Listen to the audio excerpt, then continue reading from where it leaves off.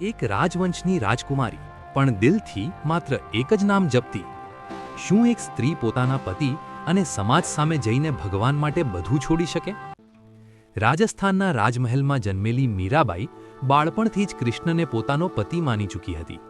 જ્યારે તેમનું લગ્ન રાજકુમાર ભોજરાજ સાથે થયું ત્યારે બધાને લાગ્યું કે હવે મીરાબાઈ રાજવંશની પરંપરા પ્રમાણે જીવન જીવશે. પણ મીરાબાઈ માટે સાચો સંબંધ તો માત્ર કૃષ્ણ સાથે જ હતો. રાજમહેલમાં શાહી જીવન, આડંબર, પરંપરા, પણ મીરાબાઈને તો માત્ર મંદિરમાં ભજન ગાવું અને કૃષ્ણમાં લીન થવું ગમતું. તેમના ભજન અને કૃષ્ણ પ્રત્યેનો પ્રેમ રાજપરિવારને પસંદ નહોતો.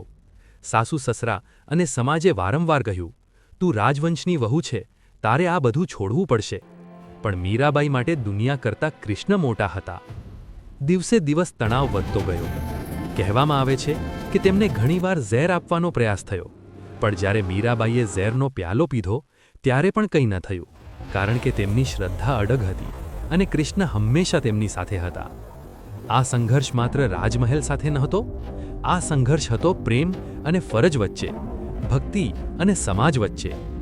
આખરે મીરાબાઈએ રાજમહેલ, વૈભવ અને બધું છોડી દીધું અને સંપૂર્ણ રીતે કૃષ્ણની ભક્તિમાં લીન થઈ ગયા. તેમની વાર્તા આજે પણ આપણને શીખવે છે, જો વિશ્વાસ સચ્ચો હોય તો કોઈ પણ સંઘર્ષ તમને રોકી શકતો નથી.